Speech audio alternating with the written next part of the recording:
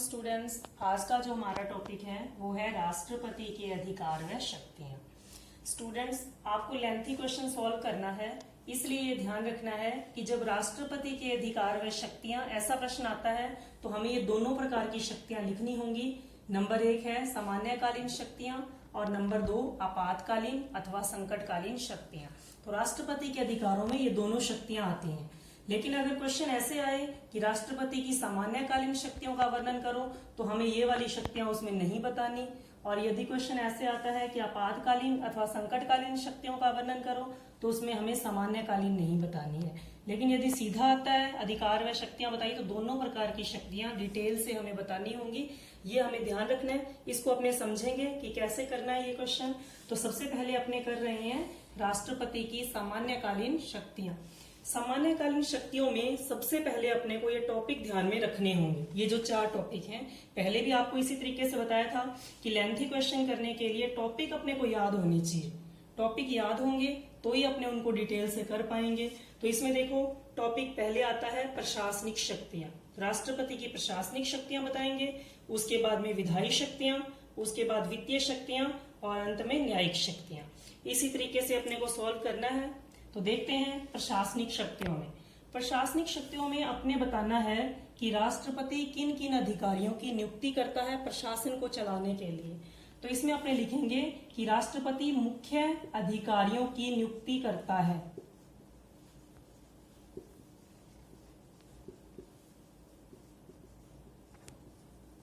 इसमें अपने एग्जाम्पल दे देंगे कि किन किन की नियुक्ति करता है। तो सबसे पहले आएगा जैसे प्रधानमंत्री की नियुक्ति,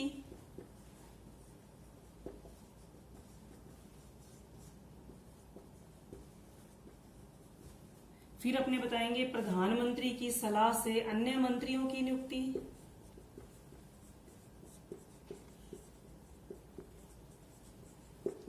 अन्य मंत्रियों की नियुक्ति,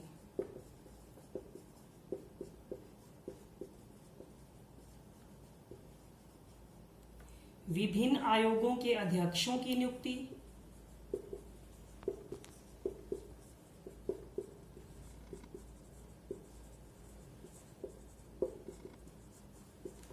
इन आयोगों में जैसे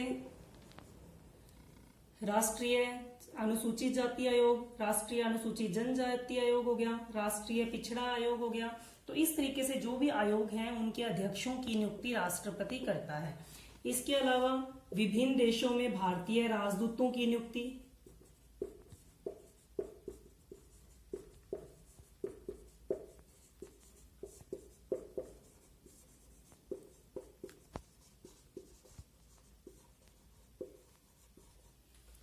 ये राजदूत विभिन्न देशों में भारत का प्रतिनिधित्व करते हैं और इनको राष्ट्रपति नियुक्त करता है। ये अपने को ध्यान रखना होगा कि प्रशासनिक शक्तियों में अपने को बताना क्या है। अपने को प्रशासनिक शक्तियों में विभिन्न अधिकारियों की नियुक्ति बतानी है, जैसे प्रधानमंत्री की नियुक्ति, प्रधानमंत्री की सलाह से अन्य मंत्रियों की नियुक्ति, और विभिन्न आयोगों के अध्यक्षों की नियुक्ति, और विभिन्न देशों में भारतीय राजदूतों की नियुक्ति। अब अपने नंबर 2 टॉपिक देखते हैं विधायी शक्तियां। तो विधायी शक्तियों में अपने राष्ट्रपति की विधि संबंधी शक्तियां बतानी है, यानी संसद के साथ मिलकर जो वो कार्य करता है वो कार्य हमें यहाँ पे बताने हैं। जैसे सबसे पहले तो अपने इसमें लिखेंगे कि राष्ट्रपति संसद का अधिवेशन बुलाता है,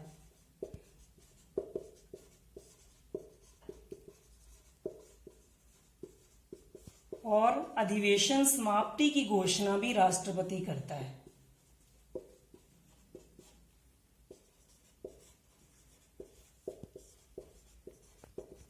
ये इसकी विधायी शक्ति है प्रमुख।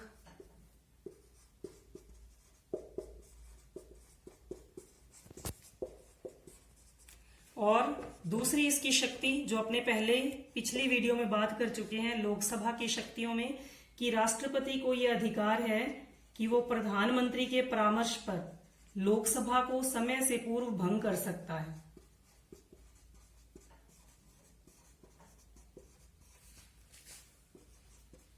लोकसभा का कार्यकाल वैसे तो होता है सामान्यतः 5 वर्ष, लेकिन 5 वर्ष से पूर्व भी राष्ट्रपति उसे भंग कर सकता है।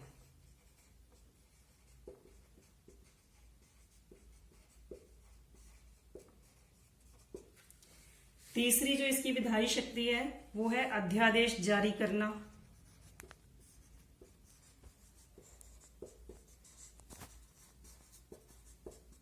अध्यादेश एक प्रकार का अस्थायी कानून है, टेम्परेरी कानून।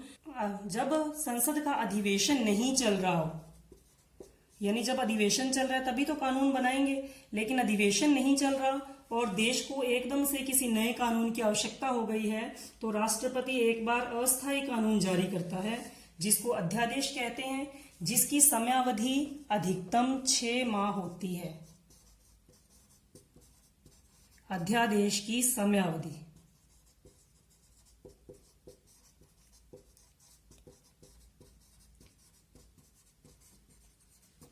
और इसकी समयावधि अगर अधिवेशन शुरू हो जाए तो शुरू होने के बाद 6 सप्ताह तक।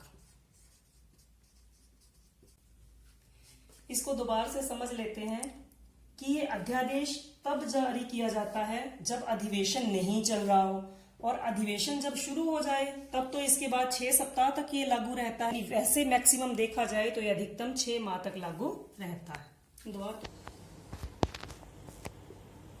अब अपने देखेंगे राष्ट्रपति की वित्तीय शक्तियां। वित्तीय शक्तियों में सबसे पहली इसकी शक्ति है कि यह प्रत्येक वित्तीय वर्ष के प्रारंभ में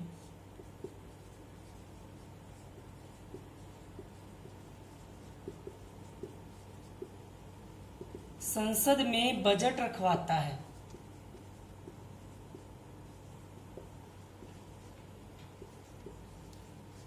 बजट रखने वाला तो होता है वित्त मंत्री और बजट रखवाता है राष्ट्रपति। अब वित्तीय वर्ष क्या होता है, यहाँ ये अपने देख लेंगे। वित्तीय वर्ष होता है 1 अप्रैल से लेकर 31 मार्च तक, पूरा एक वर्ष। और इस वर्ष में जो भी आय व्यय का विवरण है वो कहलाता है बजट। और ये बजट इस 1 अप्रैल से पहले पारित करवाया जाता है संसद से। संसद की उस पर अनुमति ली जाती है कि नेक्स्ट जो ईयर है उसमें इतना अपने को आय होने वाली है, इतना खर्च करने वाले हैं। तो सारा जो हिसाब किताब है वो संसद में रखता तो वित्त मंत्री है और रखवाता है राष्ट्रपति। दूसरी जो वित्तीय शक्ति है राष्ट्रपति की वो ये है कि धन विधेयक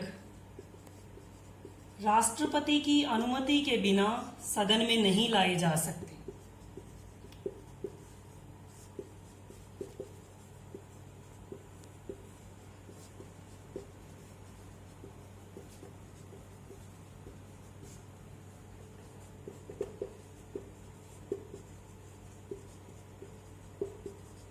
स्टूडेंट्स, हमने पिछली वीडियो में बात की थी इस पर कि धन विधेयक जो है वो राज्यसभा में तो प्रस्तावित ही नहीं किए जा सकते, केवल लोकसभा में लाए जा सकते हैं।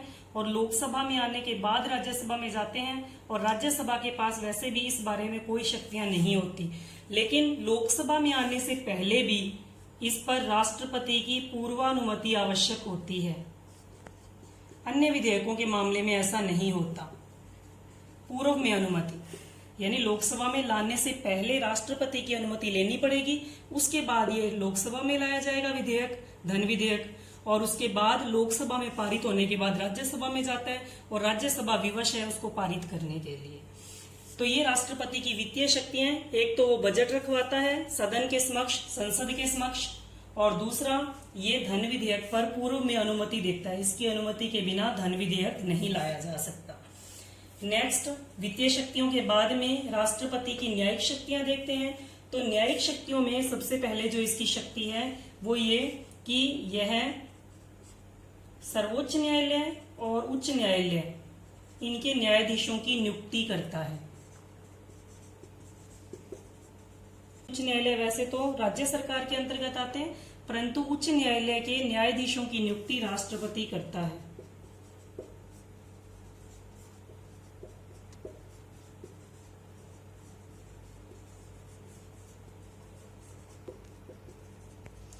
राष्ट्रपति की जो दूसरी न्यायिक शक्ति है वो ये है कि राष्ट्रपति न्यायालय द्वारा जो दंड प्राप्त व्यक्ति हैं, जिनको सजा मिली हुई है, उन व्यक्तियों के दंड को क्षमा कर सकता है।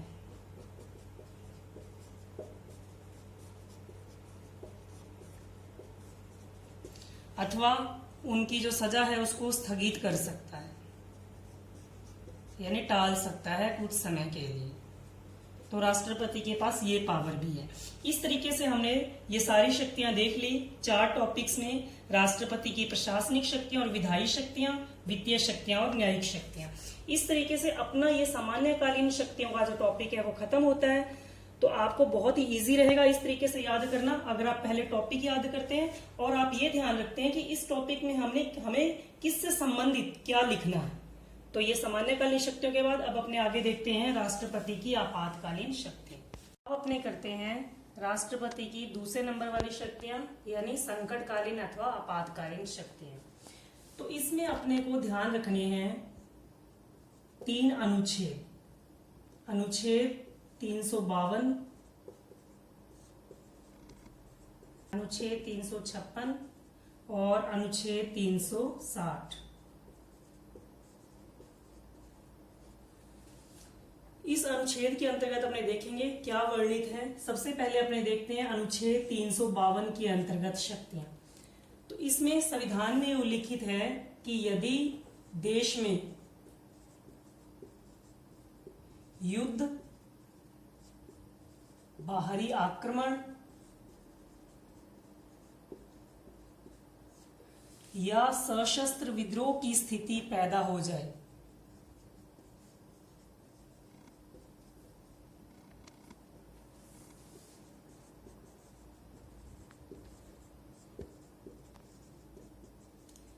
अथवा ऐसी स्थिति पैदा होने की आशंका हो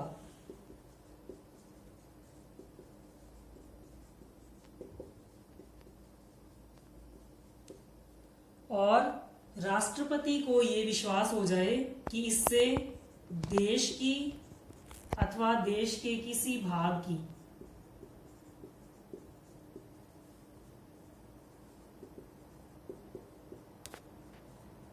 शांति व सुरक्षा को खतरा है,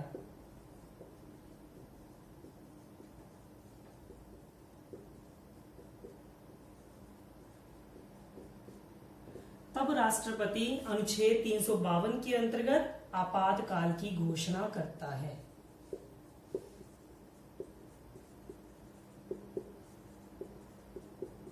लेकिन ऐसी घोषणा वो तभी कर सकता है जब प्रधानमंत्री अथवा कहें मंत्रिमंडल ने उसे लिखित में परामर्श दिया हो।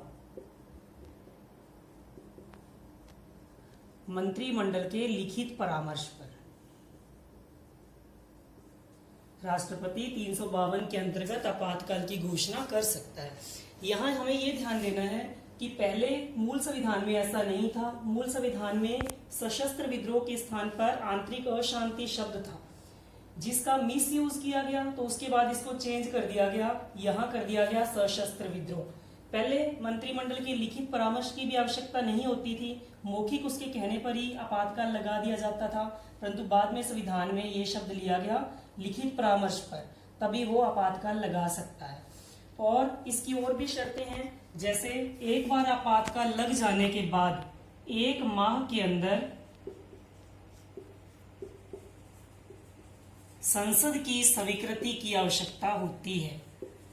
यानी इसको आगे चलाना है अगर आपातकाल को, तो उसके लिए संसद की स्वीकृति की आवश्यकता होगी 1 माह के अंदर अंदर। अगर 1 माह के अंदर स्वीकृति नहीं मिलती तो अपने आप ही आपातकाल समाप्त हो जाएगा। और जो संसद की स्वीकृति चाहिए वो विशेष बहुमत के आधार पर चाहिए। विशेष बहुमत का तात्पर्य होता है 2/3 बहुमत, यानी संसद अगर 2/3 बहुमत से इसे स्वीकार करती है इस आपातकाल को, तो यह आपातकाल आगे 6 माह के लिए लग जाता है। एक बार स्वीकृति मिलने पर 6 माह तक के लिए, और उससे आगे 6 महीने बाद फिर स्वीकृति ले ली जाती है, तो उसके बाद फिर आगामी 6 माह के लिए। तो इस प्रकार प्रति 6 माह बाद स्वीकृति की आवश्यकता होती है, संसद की स्वीकृति की। अब अपने देखेंगे अनुच्छेद 356। अनुच्छेद 356 इसको कहा जाता है राष्ट्रपति शासन।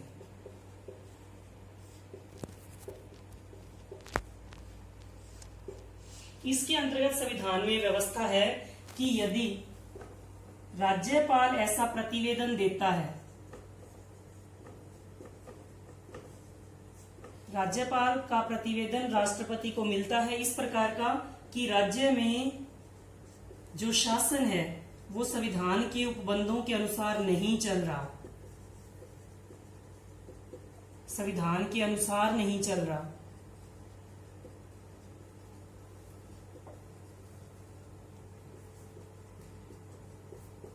तो राष्ट्रपति उस राज्य में, यानी जिस राज्य के राज्यपाल ने ऐसा परामर्श दिया है, ऐसा प्रतिवेदन दिया है, तो राष्ट्रपति उस राज्य में आपातकाल लगाता है अनुच्छेद 356 के अंतर्गत।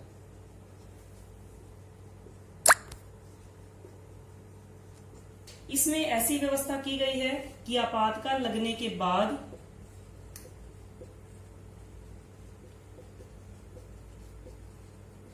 2 माह बाद या कहें 2 माह के अंदर संसद की स्वीकृति की आवश्यकता होती है।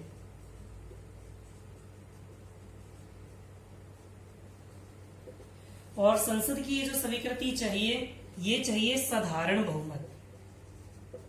साधारण बहुमत का अर्थ होता है आधे से एक ज्यादा। ये वैसे जो साधारण बहुमत से स्वीकृति चाहिए वो संसद के दोनों सदनों के अलग अलग साधारण बहुमत से चाहिए, और अगर इसको पारित कर देते हैं तो 6 माह तक के लिए लग जाता है आपातकाल। इसमें भी अगर आगे जारी रखना है ये राष्ट्रपति शासन उस राज्य में, तो 6 माह के बाद फिर संसद की स्वीकृति चाहिए। तो इस प्रकार से यहाँ अधिकतम मेंशन है कि अधिकतम 3 वर्ष तक यह आपातकाल लगाया जा सकता है। ऊपर वाला जो आपने देखा था 352 के अंतर्गत, यहाँ संविधान में ये उल्लिखित नहीं है कि अधिकतम ये कितने टाइम तक लगाया जा सकता है, लेकिन राष्ट्रपति शासन में संविधान में ये दिया गया है कि 3 वर्ष से ज्यादा राष्ट्रपति शासन लागू नहीं किया जा सकता, जारी नहीं रखा जा सकता। तो आगे अब हम देखेंगे अनुच्छेद 360 के अंतर्गत।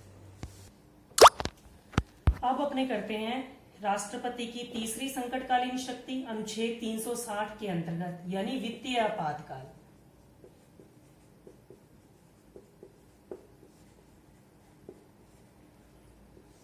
इस अनुच्छेद के अंतर्गत संविधान में यह व्यवस्था है, यदि देश में ऐसी स्थिति आ गई है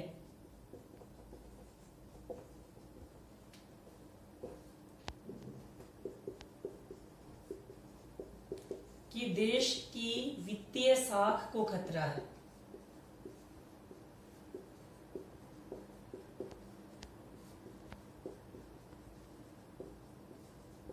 या कहें अत्यंत आर्थिक मंदी आ गई हो देश में, या और अन्य तरीके का वित्तीय संकट आ गया हो, तो राष्ट्रपति वित्तीय आपातकाल जारी करता है अनुच्छेद 360 के अंतर्गत। इसके अंतर्गत ये व्यवस्था है कि इसके लिए 2 माह के अंदर संसद की स्वीकृति की आवश्यकता होती है।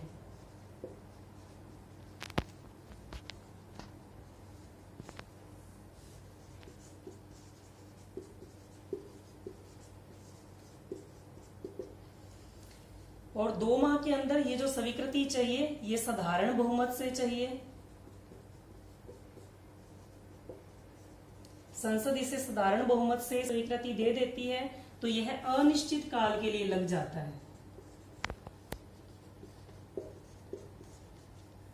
इसका अर्थ है कि उसके बाद में कभी स्वीकृति की आवश्यकता नहीं होती। तो इस तरीके से हमने राष्ट्रपति की सभी शक्तियां देखी अनुच्छेद 352 के अंतर्गत, अनुच्छेद 356 के अंतर्गत और अनुच्छेद 360 के अंतर्गत। तो इस प्रकार अपना जो ये टॉपिक है राष्ट्रपति की शक्तियां, वो यहाँ कंप्लीट होता है।